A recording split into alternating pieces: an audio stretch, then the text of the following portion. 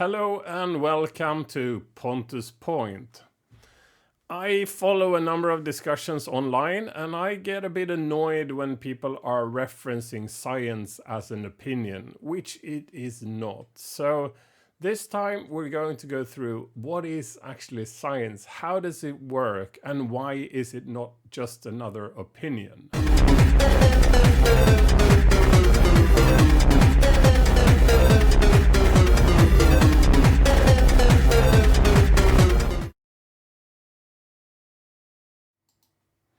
All right, let's go through a bit of that. So first, a summary. Science applies a methodology. So science is the art of collecting more truth, more knowledge that we can draw conclusions from. So just to have it like a number of steps here. First, you sort of make an assumption which you would like to test. It's a hypothesis. It's a very difficult word in English. And then the next step is trying to validate that hypothesis versus tangible data. So typically you would like to execute some sort of test, some sort of experiment, and the best kind is a double-blind one. So, and if you look at sort of the pharmaceutical test, both the people testing and the people who are tested don't know. If some are given like the real substance, and some are given like a placebo thing. It doesn't do anything. It looks the same. So you wouldn't know by looking at the stuff if it's one or the other. And double-blind means that the measurable results are really tangible. They could not be influenced by either the respondent or the person executing the test because they also don't know which is which. That is the double blind. So, and then you write a report on the conclusions. You explain your methodology, the data you have, and the number of respondents, and all sort of the aspects of how you did your experiment for others to look into it. And then there is a process of peer review where somebody else who is knowledgeable in the area is looking into how you have executed your test here, and could also point out if there are any errors and such. And based on all of this, you are formulating a theory. And this is sort of a difficult thing because normally when people use the word theory, it's closer to what in science is called the hypothesis here. It's not really based on normally when we are using theory, it's not really based on facts. It's based on experience. It's based on guesswork or like an educated guess. You tend to call it a theory, but that's not what the theory is in this context. So when you read that people say that evolution is just a theory, no, it is not. It is not the theory as you might use the word. It is a theory in the way that word is used inside science. So it's backed by massive amounts of tests and studies and data. Only then could it be a valid theory that withstood a number of tests, a valid peer review, and all of that. And the other part, which is really, really important here, that if you have better data, if you make a study with more data, fewer or more respondent, or if you take it over a longer period of time, if you are not having like a geography limited portion of people that you test with, then your data might be better than what was there before. And if your theory fits both the old data and the new data, then your theory might be the prevailing one, even if it collides with somebody that we assume we knew since before. And that is the key. New data and better data could mean a new theory, and then we progress. Science is not like we are fighting over our previous opinion, because here the valid data is the prevailing factor, not opinions. So, and I picked this from some place on internet, and it sort of summarizes what it is in a better way than I can formulate myself. So, a hypothesis here is a scientific, it's proposed explanation for an observable phenomenon. In other words, a hypothesis is an educated guess about the relation between multiple variables. A hypothesis is a fresh, unchallenged idea that a scientist proposes prior to conducting research. That is sort of what I said before. So it's a sort of a tentative thing which you base the test and experiments you are seeking to actually conduct after you have the hypothesis. So, and a few basic examples here, or actually one basic example. Your car won't start. So that is sort of a fact that you observe in the real world. And you ask yourself, is the battery dead? And you have a theory here, or no, you don't have a theory. You have a hypothesis. If the battery is dead, then jumper cables will help, and then the car will start. And then you experiment. So you hook up jumper cables to the battery of your car, and the car starts. And your conclusion is that it's very likely that the hypothesis was correct.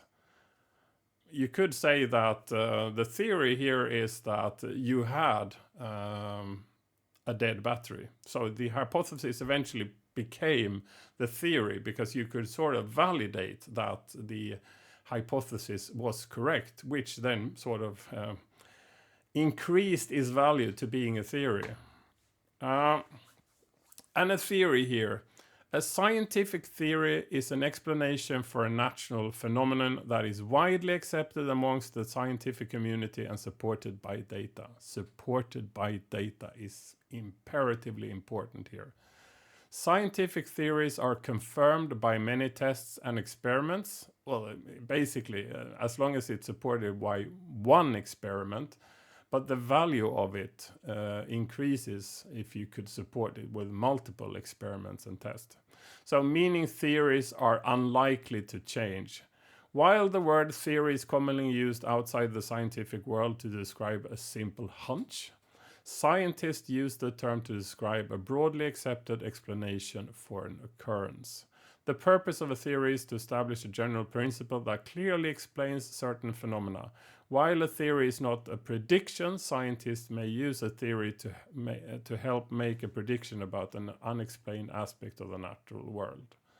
Again, it's not a hunch, it's not a guess, it is a conclusion backed up by data. So a number of things to remember here.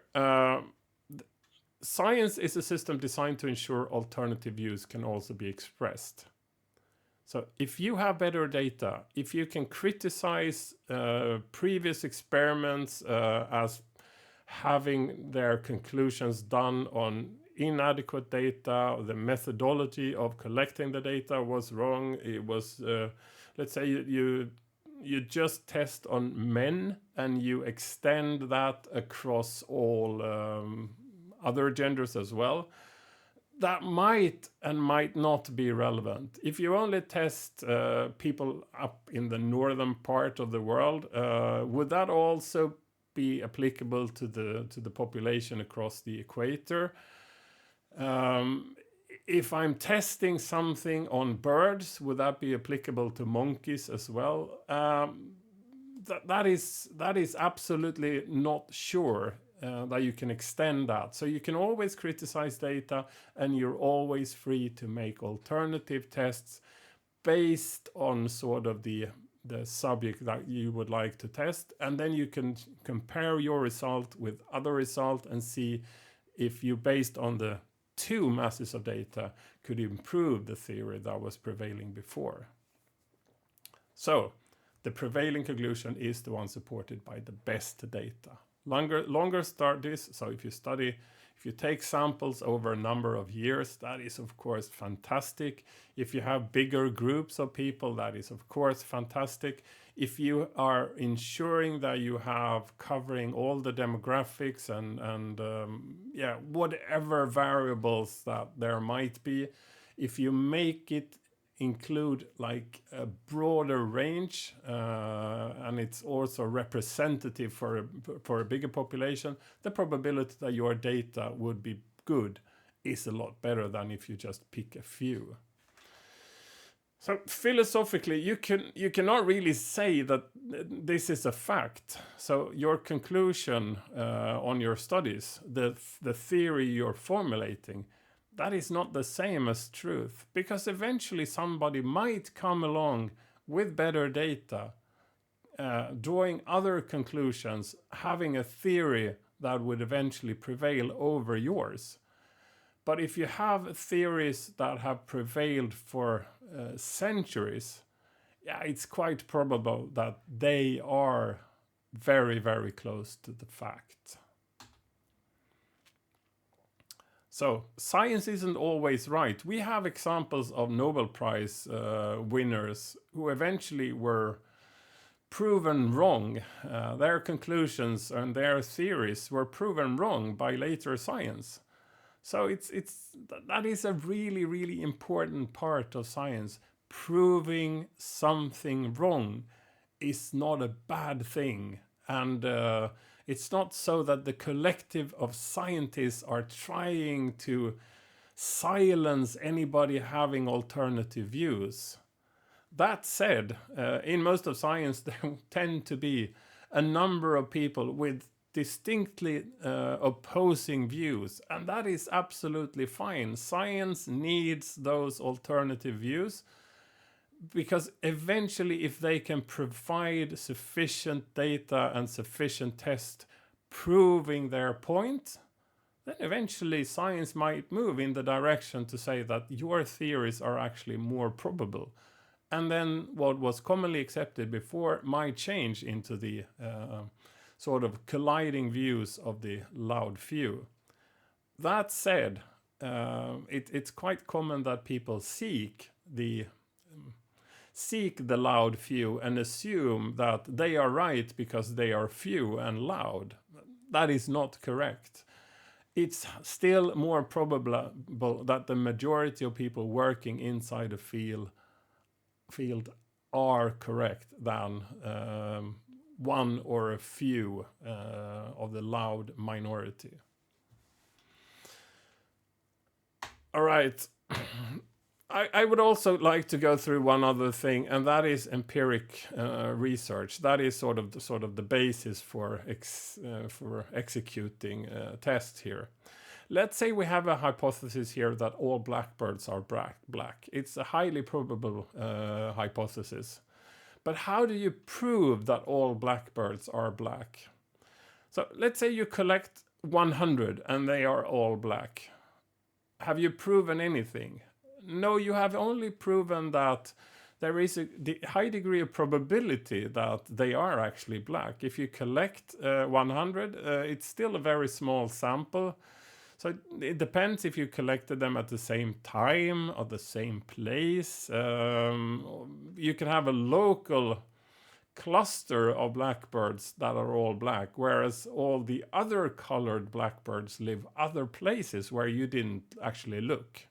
So the collecting 100, it sort of proves, no, it doesn't prove, it's making it a little bit more probable that you are actually correct in your hypothesis. If you can collect all blackbirds in your country and they are all black, again, you are increasing the probability that you are right, but it's still a geography that is sort of contained. What if all the other color blackbird live in other places of the world? So if you collect all the blackbirds in all of the world, are you then sure that all blackbirds are black? No. It could be that the non-black blackbirds are extinct, and it could also be that all the other color blackbirds only appear like every second generation, and they don't appear now. So it could be that in 50 years, most of the blackbirds have other colors. So this is sort of showing that even if you collect all the blackbirds that are there in the world and they are all black, that actually doesn't prove that all blackbirds are black. It is only making it more and more probable. So the more you find, the higher the probability. But the good thing is, if you find one that is diverting from your hypothesis here, you are sort of proving your hypothesis wrong. So proving it wrong is easy. Proving it right isn't really feasible. You are just increasing the probability that you are right. There is also one thing that people tend to mix up, and that is the difference between cause and correlation. So everybody dies. That is sort of a fact. And everybody, no, not everybody, but there are this thing called tomatoes. So if I eat a tomato and I will eventually die, is that proving that everybody who eats tomatoes dies? If you look at everybody who has died forever and look at them, have they eaten tomatoes? Most of them would have done that because it's a common fruit to eat. But that is sort of a correlation between mortality and eating tomatoes. It's not a cause, because very, very few have eaten tomatoes, and the cause of the death is the tomato. So if you read studies saying something like people who eat bananas have higher IQs, is that a cause or a correlation? Well, it's unlikely it's a cause. It's more likely to be a correlation. And I just made up the example, so don't take that as even a thing. It's but let's let's see how because there is a web page for this. So the number of people who drown by falling into pools and films by Nicolas Cage, or where films where Nicolas Cage is appearing. There is a correlation, but there isn't a cause. It's not so that because Nicolas Cage appears in movies, people fall into pools and drowns. That's not a thing. Per capita consumption of mozzarella cheese and civil engineer doctorates awarded. They have nothing to do with each other. So if you are eating mozzarella, you are not more likely to promote the number of civil engineer doctorates. There is nothing that links them. It's just that the curves look somewhat different. So there could be a correlation, but there is absolutely no cause. Please ensure you understand that cause and correlation are two very different things. Correlation doesn't rule out cause. And whenever there is a cause, there is always a correlation. But just because there is correlation doesn't mean that that is a cause. So, and this is sort of the core. I'm not sure if this is explaining it very well, but let's think of the green bigger box here as everything that could be known. Everything. If you think about everything, the end of the universe and all the planets and all the species of and all the atoms on where they are and all the sports result, everything there is to know. If you look at what science has sort of explained, that is a very small portion of that. It's only like a subset. And if you have a number of opinions where science hasn't concluded anything, or then you can have those opinions. That's absolutely fine. The issue here is if you have opinions in an area where science has concluded something and your opinions collide with the conclusions of science. please bear in mind that it's highly probable that you are wrong, right? Science is not an opinion. It's not so that you have a different opinion than science. Either science needs to get its acts together and provide additional tests, and people need to explore the area, or consider the fact that you are actually wrong. So, if you would like to explore an area where you have an opinion and science has sort of concluded something else, the current prevailing theory is something else than your opinion, look for scientists that contradict the established science. What are the conclusions of them? What sort of data are they building their contradicting opinion or view on? And this is science again. So don't go and watch a YouTube video where a random person with no expert knowledge in the area share their opinion. That is opinion sharing, and you are cherry picking something to support your view. That is not ensuring that your view is built on facts and relevant conclusions based on relevant data. So please consider the fact that you are wrong.